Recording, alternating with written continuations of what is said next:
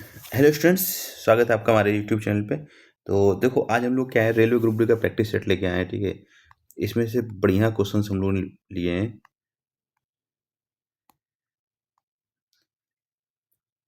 तो चलिए शुरू करते हैं आज का लेक्चर। ठीक है, तो कह रहा है कि एक दुकानदार किसी वस्तु का अंकित मूल्य उसके क्रय मूल्य से 40% अधिक अंक रखता है। ठीक है, उस पर 10% और 20% की दो छूट देता है। तो उसका कुल लाभ या हानि क्या होगा? तो ये चीज़ समझिएगा, ये एमपी हो गया और ये सीपी हो गया। ठीक है, समझो रहा, अगर उसका एमपी यहाँ मान लो सीपी उसका कितना रहा होगा, 100 रहा होगा। तो उसने क्या किया, 40% अधिक रखता है ना, तो 100 का 40% कितना हो जाएगा, 140 हो जाएगा। ठीक है, सीपी कितना है, 100 है। जो एमआरपी है वो 40% अधिक है, यानी 140/100 हो जाएगा। ठीक है, ये चीज़ समझ में आई। अब क्या कह रहा है, उस पर वो 10% और 20% का डिस्काउंट देता है। तो पहले 140 पे कितना डिस्काउंट देता है, 10% का। तो कोई भी चीज़ कितनी होती है, 100% होती है। 10 पे डिस्काउंट दे दे, कितने बचेगा वो, 90 पे। ठीक है, अब दूसरी क्या है, 20%। तो 100 में 20 किया, 80/100। तो दो जीरो से दो जीरो गए। ठीक है, और एक जीरो से एक जीरो गए। ये चीज़ समझ में आ गई। अब देखो रहा, 14 नहीं है, 126 इंटू 8/10। ठीक है, तो अड़छंग 48, 8 दूनी 16, 4 20, और 8 आठ दो 10। ठीक है, तो 100.8। तो मतलब क्या है, 100 रुपए की चीज़ है, वो 100.8 में बेच रहा है। तो उसको कितने का प्रॉफिट हो रहा है, 0.8% का। समझ में आ गया, 0.8 का प्रॉफिट होगा। और बटे में अगर परसेंटेज, बेस कितना माना था, 100 × 100। तो बेस अगर 100 है तो हम लोग डायरेक्टली इसको लिख सकते हैं, 0.8 का प्रॉफिट हो रहा है। ठीक है, समझ में आ गया। देखो, अगला क्वेश्चन हमारा है, कह रहा है कि ए और बी मिलकर किसी कार्य को 12 दिनों में पूरा करते हैं, और बी और सी मिलकर उसे 15 दिनों में। ए और सी मिलकर 20 दिनों में पूरा करते हैं, तो ए अकेला उस कार्य को कितने दिन में करेगा? तो आपको इस टाइप क्वेश्चन कभी भी सॉल्व करना है, तो ए प्लस बी मिलकर कर रहे हैं कितने दिनों में, 12 दिनों में। ठीक है, और बी प्लस सी मिलकर कर रहे हैं इसको 15 दिनों में। ए प्लस सी मिलकर कर रहे हैं 20 दिनों में। ठीक है, तो हम लोग इसका क्या कर लेंगे, एलसीएम ले लेंगे। जो एलसीएम आएगा वो टोटल वर्क आएगा। तो 12, 15, 20 का एलसीएम जो आएगा वो आएगा 60 आएगा। ठीक है, तो ये हो गया आपका कुल कार्य, हिंदी में बोले तो कुल कार्य, टोटल वर्क इंग्लिश में। ठीक है, अब ए प्लस बी की कितना टाइम ले रहा था, 12 दिन। अगर टोटल वर्क में भाग दे देंगे तो उसकी क्षमता आ जाएगी। तो 12×5 = 60, ए प्लस बी की क्षमता आ गई, और बी प्लस सी की क्षमता निकालना है तो 15 का भाग देंगे 60 में, 15×4 = 60। 20 का भाग देंगे 60 में तो 3 बार जाएगा, 20×3 = 60। तो ए प्लस सी की क्षमता आ गई 3, और बी प्लस सी की क्षमता आ गई 4, ए प्लस बी की क्षमता आ गई 5। ठीक है, अब तीनों को मिला के, तो यहाँ पर ए है एक बार, एक बार, ये 2 बार हो गए। ऐसे ही क्या होगा, बी भी कितने हैं, 2 बार है। तो ए प्लस बी और प्लस सी, तो दो हमने कॉमन लिया, तो इनकी क्षमताओं को जोड़ लेंगे। तो 5, 4, 9, 3, 12। तो यहाँ से हम लोग केवल ए प्लस बी प्लस सी की क्षमता निकालेंगे तो ये 6 आ जाएगी। चीज़ हमसे इसने पूछा गया है, ए अकेला कार उस कार को कितने दिन में पूरा करेगा। तो हमें ए की अकेले की वैल्यू चाहिए ना, तो अपन लोग करेंगे क्या, जहाँ पर भी ये देखो, जिस उसमें ए नहीं होगा, ठीक है, जिस उसमें क्या होगा, ए नहीं होगा, उसकी वैल्यू पुट कर देंगे। तो बी प्लस सी की क्षमता कितनी है, 4। तो इसकी वैल्यू रख दिया तो इक्वल टू 6। तो ए की क्षमता कितनी आ जाएगी, 6 में 4 गए 2। ठीक है, समझ में आ गया। अब हमसे पूछा जा रहा है कितने दिनों में पूरा होगा। तो जब कभी भी दिन निकालने हो, तो कुल कार्य या बचा हुआ कार्य बटे क्षमता। तो कुल कार्य कितना था, 60 था। क्षमता कितनी थी, ए की 2। तो आंसर कितना आ जाएगा हमारा, 30 आ जाएगा। तो 30 डेज। तो ऑप्शन नंबर सी हमारा करेक्ट हो जाएगा। ठीक है, उम्मीद है कि आपको समझ में आ गया होगा। अगला देखो क्या कह रहा है कि वह न्यूनतम संख्या ज्ञात कीजिए जिसे 12, 15 और 20 से भाग देने पर प्रत्येक स्थिति में 5 शेष बचता है। तो जब कभी न्यूनतम संख्या की बात होगी, तो इसका मतलब क्या है कि आपको क्या निकालना है, एलसीएम फाइंड करना है। ठीक है, और तो पहले हम लोग इसका एलसीएम निकालते हैं, इस भाग को हम लोग बाद में देखेंगे। ठीक है, तो पहले इनका एलसीएम निकाल लो, 12, 15 और 20 का। तो 12, 15, 20 का एलसीएम कितना होता है, इसका जो एलसीएम होता है वो होता है 60। ठीक है, ये भी नहीं पिछले हुए किया है। अब जब इस टाइप क्वेश्चन हो, कह रहा है प्रत्येक स्थिति में 5 शेष बचे, तो शेष को हम लोग क्या करते हैं, जोड़ देते तो 60 + 5 65। तो हमारा आंसर कितना आ जाएगा? 65 आ जाएगा। इसको आप वेरीफाई भी कर सकते हैं। अगर आपने 65 को 12 से भाग दिया तो 12 पंचे 60, तो कितना बचेगा? शेष 5। ठीक है। ऐसे ही अगर आपने 15 से भाग दिया 65 को, 15 चौको 60, कितना शेष बच रहा है? 5। तो मतलब हमने जो किया है वो सही किया है। ठीक है। अगर आपने यहीं पर क्या कर लिया होता, 60 में 5 घटा लिया होता तो 55 आता। तो 12 का भाग अगर 55 में देते तो कितना? 12 चौको 48। तो शेष कितना बचता? 7, जो कि गलत था। ठीक है। मतलब इसमें जोड़ना ही पड़ेगा। समझ में आ गया? अगला क्वेश्चन है रेशियो एंड प्रोपोर्शन से हमने लिया हुआ है। कह रहा है कि 720 को ए, बी और सी के बीच में 3:4:5 के अनुपात में बांटा गया है। तो बी और सी के हिस्से का अंतर ज्ञात कीजिए। ठीक है। तो ए को मिलता है 3 यूनिट, बी को मिलता है 4 यूनिट और सी को मिलता है 5 यूनिट। तो टोटल कितना हो गया? 4 3 7 5 12 यूनिट। तो 12 यूनिट की जो वैल्यू है वो है 720। तो एक यूनिट की वैल्यू क्या होगी? वही कम होगी। तो 12 छंग 72, 12 का भाग दिया। अब देखो रहा, बी और सी के हिस्से निकालने हैं। तो बी और सी के हिस्से ये होंगे 4 5 9। तो 9 यूनिट की वैल्यू हमें निकालनी है। तो 60 इंटू 9, तो 9 छक्का 54, 540। समझ में आ गया? तो ये बी प्लस सी का हिस्सा है। बी की 4 यूनिट और सी के 5 यूनिट। बी प्लस सी बराबर कितना हो गया? 9 यूनिट। समझ में आ गया? सॉरी सॉरी, इसमें अंतर पूछा गया। ओके ओके, अंतर पूछा गया। तो इनके बीच का डिफरेंस कितने का? 4 और 5 यूनिट। तो 4 में 5, 5 1 यूनिट। तो 1 यूनिट की वैल्यू कितनी है? 60। तो हमसे आंसर कितना हो जाएगा? 60 हो जाएगा। अभी देखो अगला क्वेश्चन नंबर एवरेज का है। कह रहा है कि 8 संख्याओं का औसत है वो 15 है। 20 और 25 को क्रमशः 10 और 30 से बदल दिया जाए तो नया औसत ज्ञात कीजिए। देखो 8 संख्याओं का एवरेज है 15 है। ठीक है।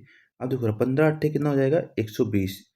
जब कभी भी एवरेज दिया हो और नंबर ऑफ डाटा दिया हो तो टोटल जो योग होगा वो इन दोनों का मल्टीप्लाई होगा। औसत गुणे संख्याओं, नंबर ऑफ संख्याएं। ठीक है। नंबर ऑफ, तो 15 8 120 हो गया। समझ में आया? अब क्या है, पहले 20 और 25 को, तो टोटल इनका जोड़ कितना हो जाएगा? 45। किससे बदला गया है? 30 और 10 से। कितना हो गया? 40। मतलब पहले 45 था, उसको 40 कर दिया गया। तो कितने की कमी आ रही है? 5 की। समझ में आ रहा है? तो 5 की कमी आ गई।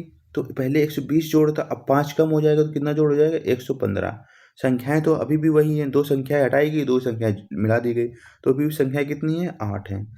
तो 8 का भाग देंगे तो 8 कम 8, 3 बचेगा, 8 चौको 32। ठीक है। तो फिर 30 बचेगा। ठीक है। तो 8 त्रिका 24, 8 तो 14 पॉइंट समथिंग आ जाएगा।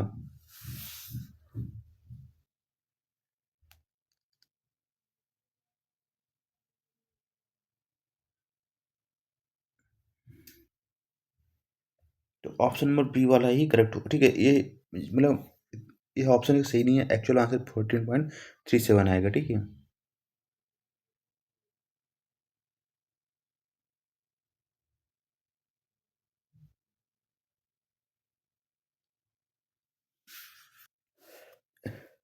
अभी देखो क्या कह रहा है, क्वेश्चन नंबर 6 देखते हैं। स्पीड, टाइम एंड डिस्टेंस का है। 150 मीटर लंबी एक ट्रेन किसी खंभे को 10 सेकंड में तथा एक प्लेटफॉर्म को 20 सेकंड में पार करती है। तो प्लेटफॉर्म की लंबाई ज्ञात कीजिए। समझना जरा, इंपॉर्टेंट पॉइंट है यहाँ पर। तो जब कभी भी, ठीक है, ट्रेन है किसी खंभे को पार करेगी तो वो अपनी लंबाई को ही पार करेगी। ठीक है। तो यहाँ से जो इसकी स्पीड आ जाएगी, ट्रेन की स्पीड, तो क्या हो जाएगी? डिस्टेंस। डिस्टेंस मतलब होगा ट्रेन की लंबाई। ठीक है। अपॉन पे टाइम। तो 150 मीटर लंबी थी और टाइम कितना लगा उसको? 10। तो उसकी स्पीड आ जाएगी 15 मीटर पर सेकंड आ जाएगी। कोई दिक्कत नहीं होगी। अब नेक्स्ट पे क्या होता है कि वो प्लेटफॉर्म को 20 सेकंड पार करती है। जब प्लेटफॉर्म को पार करेगी तो वो अपनी लंबाई को पार करेगी, साथ में प्लेटफॉर्म को भी पार करेगी, तभी टोटल डिस्टेंस मिलेगी। ठीक है। स्पीड तो सेम ही रहेगी। अब हमें क्या है, टाइम कितना लग रहा है इसको? 20 सेकंड। और स्पीड कितनी रहेगी इसकी? सेम ही रहेगी, यानी 15 रहेगी। ठीक है। तो इसको जब सॉल्व करेंगे तो 150 प्लस पी, तो 15 में कितना हो जाएगा? 300। ठीक है। तो पी की वैल्यू कितनी आ जाएगी? 150। तो हमारा आंसर कितना आ गया? 150 मीटर। समझ में आ गया कि नहीं आ गया? क्वेश्चन नंबर 7वां देख लेते हैं। कह रहा है कि 5,000 पर 10% वार्षिक दर से 2 वर्षों का चक्रवृद्धि ब्याज ज्ञात कीजिए। ठीक है। तो देखो, एक चीज़ समझ आ रहा, आपको 2 वर्षों का चक्रवृद्धि ब्याज निकालना है, तो बहुत सिंपल है, 10% को हम लोग क्या लिख लेंगे, 1/10, ठीक है। अब 10 रुपये क्या होगा, मूलधन होगा, 1 रुपये क्या मिलेगा, ब्याज। तो एक्चुअल में कितना हो जाएगा, 11/10, ठीक है। अब 2 वर्षों के लिए निकालना है, इसका स्क्वायर कर देंगे, ठीक है। तो 121 बटे में 100, तो ये हो गया आपका अमाउंट और ये हो गया प्रिंसिपल, और इनके बीच का जो डिफरेंस होगा 100, 121 100 का डिफरेंस, यही क्या कहलाएगा, आपका CI कहलाएगा, यानी चक्रवृद्धि ब्याज। तो जो प्रिंसिपल हमारे अकॉर्डिंग है 100 और इनके अकॉर्डिंग है 5000, तो हमें और इंटरेस्ट में कितना मिला है, कंपाउंड इंटरेस्ट 21, तो बस सॉल्व कर लेंगे। तो 50 गुणे 21, तो 21 पंचे 105, समझ में आ गया, ऑप्शन बी करेक्ट हो जाएगा, ठीक है। एक दूसरा तरीका भी हो सकता था, क्या हो सकता था कि आपको जो इंटरेस्ट मिलता है, ठीक है, 2 वर्षों की बात कर रहे हैं, ठीक है, वो मिलता है आपका रेट ऑफ इंटरेस्ट, ठीक है, 2r+r² अपॉन 100। तो कैसे, अब देखो 2 × r की वैल्यू 10 हो गई, प्लस r² 10 × 10 अपॉन पे 100, तो 2 जीरो से 2 जीरो 20 और +1 21% हो गया। तो 21% किसका मिलेगा, 5000 का मिलेगा ना। तो हम लोग क्या करेंगे, 5000 का 21% निकाल देंगे, तो 21 पंचे 105, ठीक है। बहुत सारे मेथड है, आप 2:1 से सॉल्व कर सकते थे। 2:1 से कैसे सॉल्व करेंगे, ये दिमाग में आ रहा होगा। देखो, एक ये बॉक्स मेथड लिख लो, 2:1, ठीक है। तो 5000 का आपको क्या करना है पहले, ठीक है, 10% का मतलब होता है 1/10, ठीक है, 500 आ गया। अब अगले में क्या करना है, 500 का फिर से 1/10 निकाल देना है, 50 आ गया, ठीक है। सॉरी, यहाँ पर 2 का मल्टीप्लाई भी करना है, ठीक है। तो ऊपर क्या हो गया, 1000 हो गया, और +50, तो 1050 हमारा आंसर हो जाएगा। तो आपके तरीके बहुत सारे हैं, ठीक है, जितने तरीके आप लगाना चाहें लगा सकते हो। तो समझ में आ गया ना आपको कैसे सॉल्व करना है पेपर में।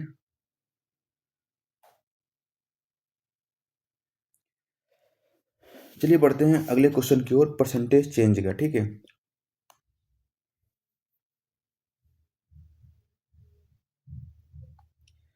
कह रहा है कि किसी नगर की जनसंख्या पहले वर्ष 20% बढ़ती है, फिर दूसरे वर्ष 20% घटती है, कुल प्रतिशत परिवर्तन क्या होगा। जब सेम अमाउंट से बढ़े और सेम अमाउंट से घटे, तो 20% घट रही है और 20% बढ़ रही है, तो याद रखना हमेशा क्या होगा, डिक्रीज होगा, ठीक है।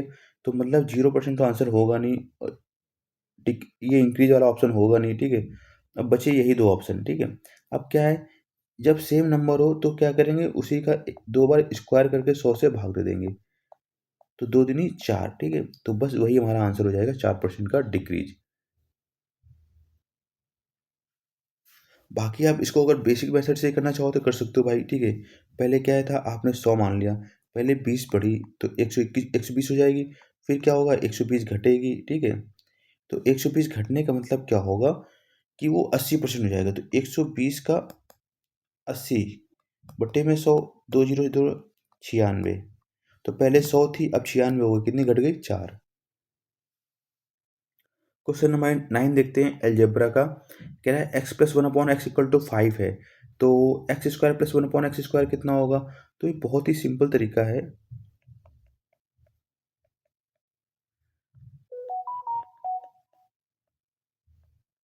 जब कभी पावर इंक्रीज पे जाना हो तो इस नंबर का आपको क्या कर लेना है, स्क्वायर कर लेना है, और ये नंबर जो प्लस में है यहाँ पर लिख लेना है माइनस पे, हमेशा उल्टा लेंगे।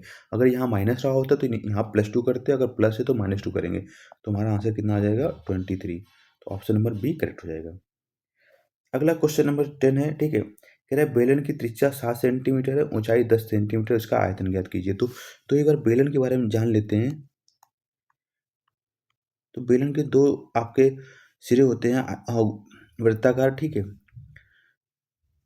तो अब समझो रहा, इसका जो क्षेत्रफल होता है वो πr² होता है, अगर इसमें हाइट ऐड कर देंगे तो πr²h क्या हो जाएगा, इसका वॉल्यूम हो जाएगा, ठीक है। अब इसका बात करें सरफेस एरिया, ठीक है, तो ये 2πrh होता है, और टोटल सरफेस एरिया की बात करेंगे 2 पाई आर ब्रैकेट में एच प्लस आर होता है, ये बेलन के लिए, ठीक है। तो यहाँ पर वैसे हमें फाइंड करना है आयतन। तो आयतन फाइंड करना है तो इस चीज़ समझिएगा।